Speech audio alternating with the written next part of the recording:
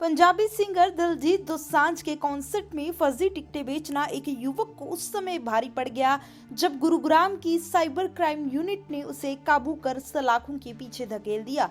Gurugram police के प्रवक्ता संदीप कुमार ने बताया कि 17 सितंबर 2024 को जोमेटो की ओर से साइबर क्राइम थाने में शिकायत दी गई थी कि किसी ने जोमेटो के नाम से फर्जी वेबसाइट ईमेल आईडी बनाकर इंस्टाग्राम के माध्यम से दिलजीत दोसांझ के कॉन्सर्ट के ऑनलाइन टिकट बेचकर धोखाधड़ी की है, जबकि जोमेटो ही कॉन्सर्ट के लिए अधिकृत रूप से टिकट बेच सकता था।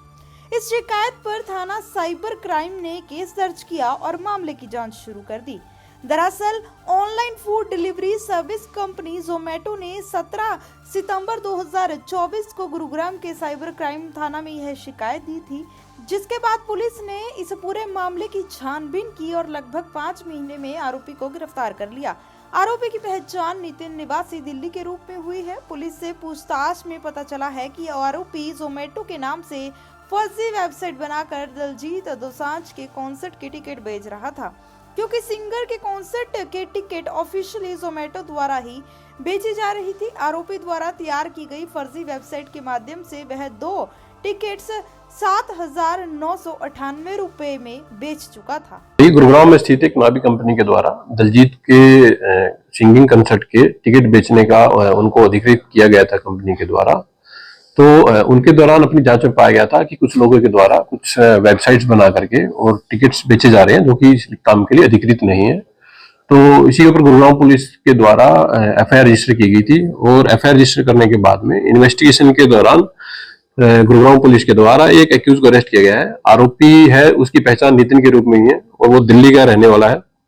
जांच में पाया गया है कि आरोपी के द्वारा जो शिकायतकर्ता कंपनी है उनके नाम का प्रयोग करके कुछ ईमेल आईडी तथा कुछ वेबसाइट्स अलग अलग बनाई गई थी और इन्हीं वेबसाइट के द्वारा आरोपी जो है वो दिलजीत के सिंगिंग कंसर्ट की फर्जी टिकट बेचता हुआ पाया गया था।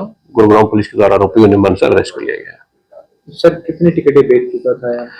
अभी जो एक्यूज से जो भी रिकॉर्ड या जो भी इलेक्ट्रॉनिक इक्विपमेंट्स रिकवर किए गए हैं उनकी जांच के दौरान ही पूर्णतः क्लियर हो पाएगा कि एक्यूज के द्वारा कितने लोगों को इस तरह की फर्जी टिकट्स बेची गई है।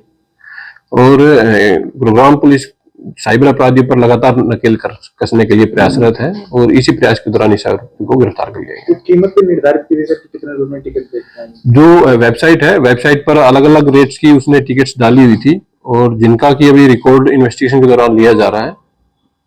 कहाँ बैठकर सर ये वेबसाइट चला रहा था?